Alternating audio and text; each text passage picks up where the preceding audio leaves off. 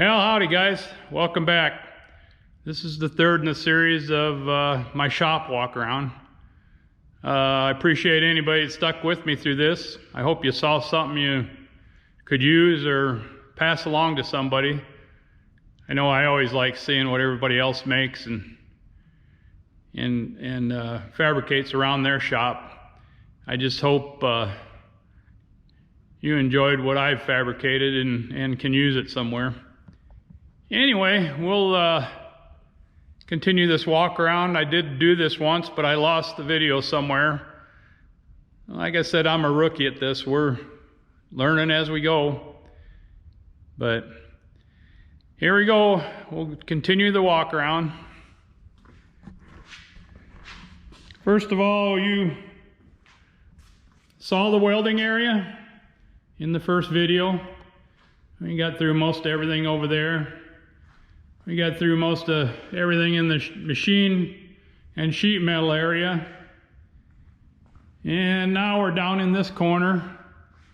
This is my, I guess you'd call it automotive repair, lawnmower repair area. I do a lot of lawnmower work over here. But I have a 10,000 pound Danmar lift. It's an asymmetrical lift. The front arms are shorter than the back arms, so the car sits off center from the post, which is nice. Helps a guy like me get out of the car when I drive one on there, being this is such a narrow post alignment because of the space I had to work with in my shop. But anyway, it really comes in handy for oil changes and tire changes and whatever I work on a car. Sometimes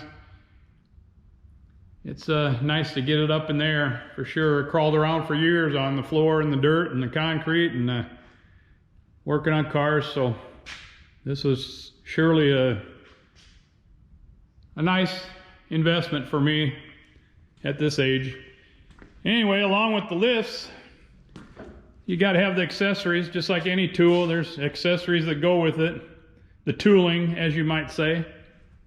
First off is the oil change drum that goes up underneath the lift so you can collect your oil as you drain it. Still got the old floor drain pans sitting there, so sometimes I can't get the vehicle on this lift if I have to. It's mostly just family work. No outside work on this lift. But also these high-rise jack stands, they're a must for a two-post lift, I think, because if you take weight off one end of the car, the other, for instance, I've done gas tank rear end work, transmission work, or whatever, you got to support one end of the car, especially on these, like I said, two-post lifts, so you don't become unbalanced in the weight. Also, this adjustable jack stand here, it's got a foot control on it, so it raises up and down, oh, I don't know, let's see, probably 4 or 5 inches, but it works really good for exhaust work and that type of stuff, for lining up bolts. You get underneath there and you can, it's like having a third hand, put it that way.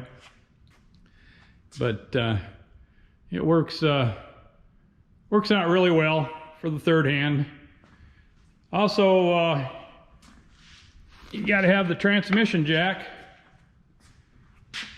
Although I've had I think I have one transmission on here. I've had more gas tanks and rear ends on this jack than transmissions, but it really comes in handy for numerous things around the shop to lift and hold up.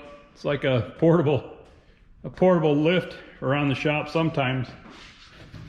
But over in this corner, I got my oil change table, I guess. It's just a steel top workbench. I don't know, I think I got it at an auction. It's got casters on it. But the only modification I made to that was to add this pan in here for draining oil filters and oil bottles.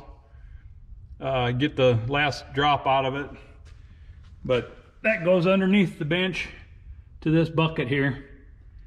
So I save all that and take it to the waste oil joint when it gets full. But a nice steel top table like that wipes off nice from the oil and grease that you get on it from doing that type of car work. Also, another thing with my lift is I fabricated these brackets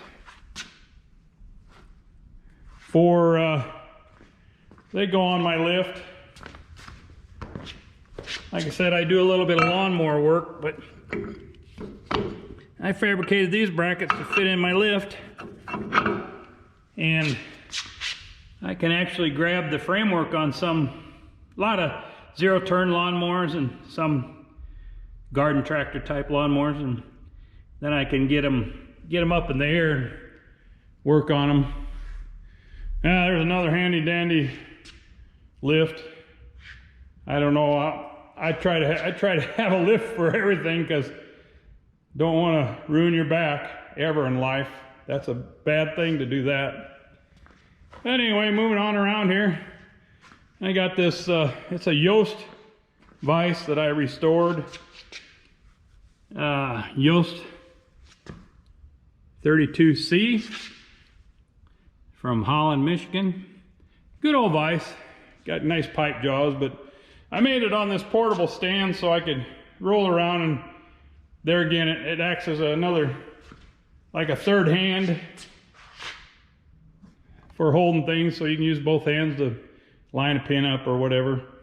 It's got a 3-inch cast iron base, and then the column, 4-inch square tube column, 1/2-inch plate top and bottom. So it's fairly substantial. I mean, you'd play heck knocking it over on purpose anyway. Also over here on the wall I got this, it's called a pick a nut pack assortment. It's really kind of just a decoration piece in my shop. It is stocked with nuts and bolts, but it's more of you can't buy these little boxes, and the guy used to come in and fill them up automatically, I guess, but I can't find any of them anywhere anymore, but I keep it stocked up. There's a few oddball bolts in there that I've never heard of, and here's one of them, these battery bolts. They're square head with a shouldered nut. They go on a old style top mount battery post. They're kind of a thing of the past anymore too, except in your construction machinery maybe. But also made another little rack here to hold my chemicals for automotive work, you know, your brake cleaner, engine degreaser, lubricating spray, oil spray, and mass airflow sensor cleaner. Just made a little box and brackets to let it hang on my slat wall. I know I've said over and over again how handy this slat wall is, but it really is handy. Also, the Northern Tool hose reel. They seem to be an okay hose reel. The hose on it ain't the best, but they works all right for my personal use. I don't know how long they would last in a commercial use. They have a plastic prawl that catches for your stops in there, but anyway, works good around my shop. So this is pretty much the automotive area. A little bit of oil storage up here on the wall. Have my wrenches handy for oil changes that I do and things like that. No production shop, just personal car care, put it that way. Now we'll travel over here to the other side of the shop underneath my mezzanine. My mezzanine runs the length of the shop. I have my office area and the utility room, and then this little work area underneath the mezzanine. This part of my shop, I don't know if I've stated before, but it's 40 by 50 and 40 wide, 50 long. I did put a 12-foot door in it, because I figured after my time here that maybe somebody could park their motorhome in here. But so anyway, that's the size of the shop. Over in this area is this is kind of just my small assembly area and small work area. Got my main toolbox over here against the wall. Craftsman, of course. As you notice, I have numerous Craftsman toolboxes. At the time I built this bench, the toolboxes were the cheapest drawer assemblies that I could buy compared to the Vidmar and Stanley ones and stuff like that. But here's another. This isn't a Craftsman toolbox, but I found a junk Craftsman label to put on it. But it's just a Menards toolbox. Anyway, this is my nut and bolt storage area. And, you know, springs, nails, rivets, you name it, all them little pieces go in here. Got dividers in here. This is a good old oak file cabinet from way back in the day somewhere. But, and then another Equipco steel drawer to hold more electrical fittings and conduit fittings and, you know, that smaller stuff, lube fittings, plumbing supplies. And this file cabinet, that's where I keep drill motors, saw blades, saws. That's it works out good for holding that assortment of tools. Like I said, I'm jack of all trades and master of none. But caulking rack, this little caulking rack, these are made out of cutoffs from a chain link fence, the main posts.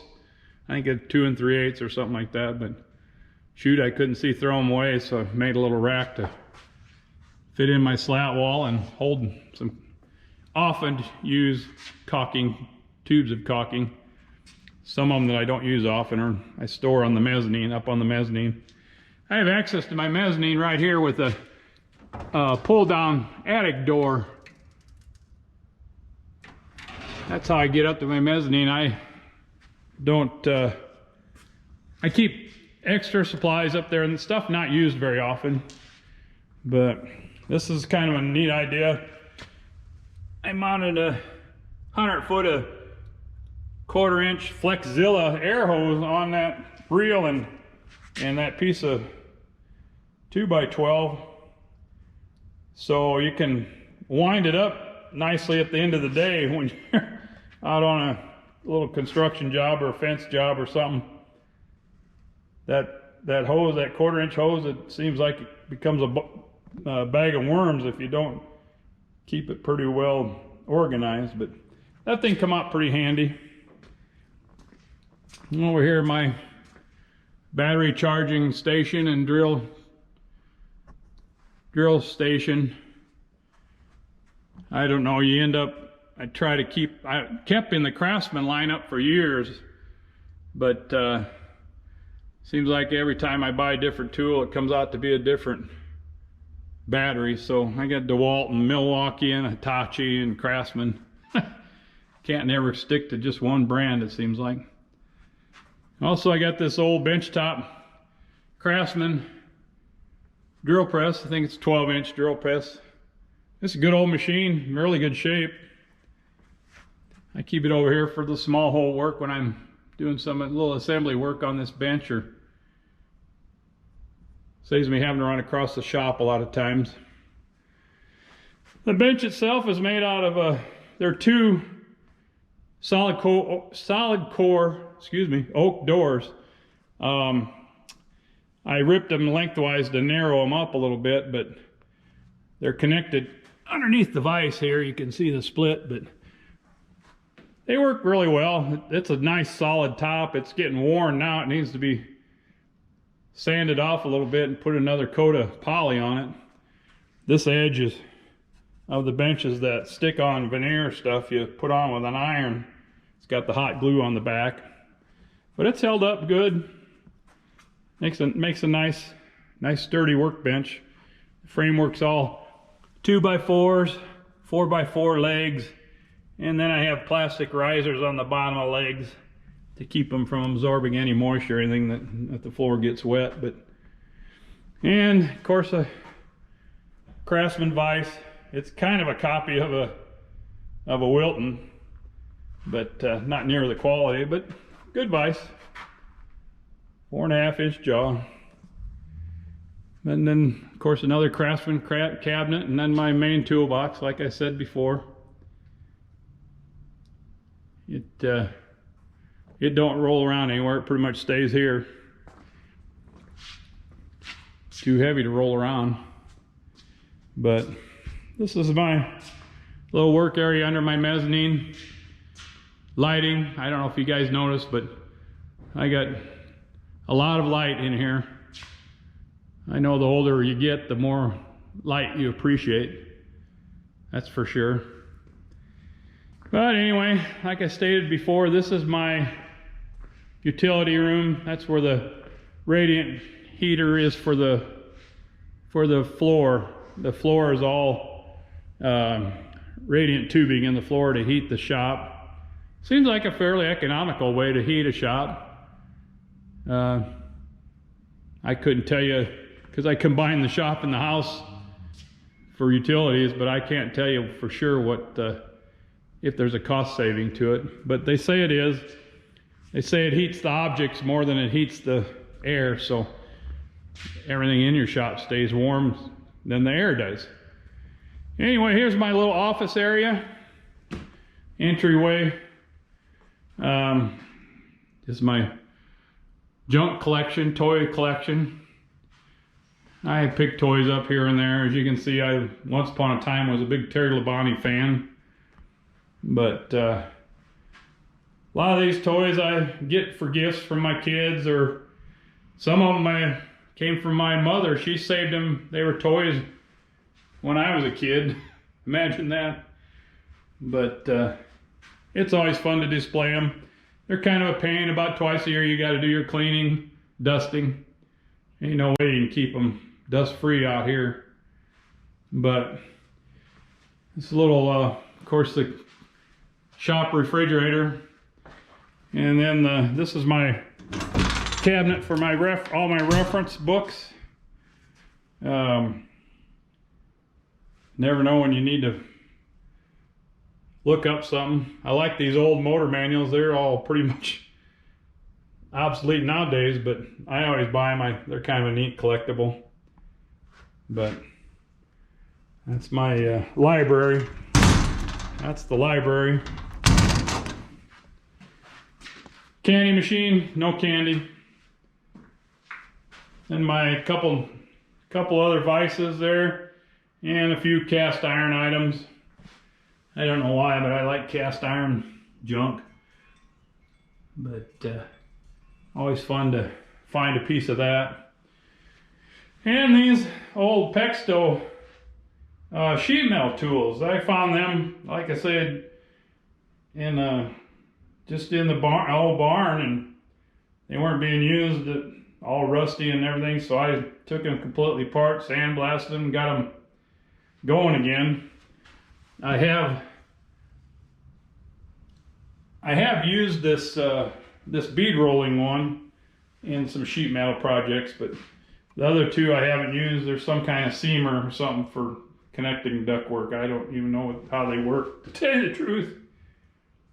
And then got a whole bucket full of tired vulcanizing junk one time. Didn't know what to do with it, so I just welded it together and made a robot. Grandkids got a kick out of that. Anyway, a couple more vices that I've restored. This old Reed 204R, excuse me. Good old vise. I don't use it now, but it's very usable. I just restored it.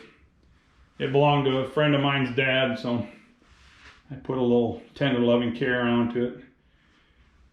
an old Procurnier tapping head for a drill press. It does fit one of my drill presses, but maximum capacity is 1/4 inch on it, so don't get used a whole lot.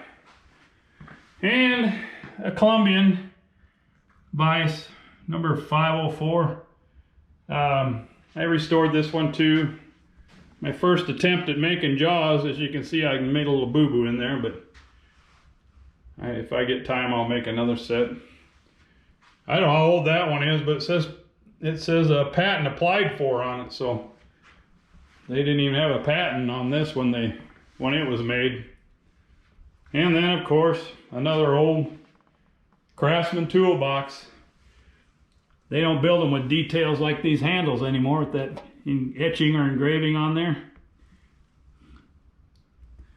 This is another piece that I collect. Got my kids' artwork and stuff up on the walls. But anyway, that pretty much gets us around the shop. I hope you enjoyed it. Hope I didn't stutter too much. It's a new adventure for me to try to do these YouTube videos. I appreciate it if you watch and tell somebody about them. They might get a kick out of it, seeing me stutter around this. But it's fun to do this new stuff. Anyway, a couple thoughts on the building. I didn't build this building till I was 57 years old, so there's always time in life to get these things done and to enjoy them. So just because you don't have it right away don't mean you won't have it someday. Always remember that. A lot of people started in single car garages and have moved up farther than I have, but there's always if you have a will, there's a way most of the time. As far as people asking me questions, how big should I build a building? Well, I always say add 20-25% to what you thought you needed, because it's going to fill up no matter what size it is. I know this building, the total size of the building is 40 by 100. It's divided in half. Half of it is climate controlled and the other half is not, just for storage basically. But it fills up fast, believe it or not. I never thought I could say that coming from basically a 3-car garage to here. So, but like I said, always keep an eye down the road and work toward what you want, and someday you'll get it. Anyway, thanks for watching. Like and subscribe if you will, and we'll see you on the next project. Thanks a lot. Bye.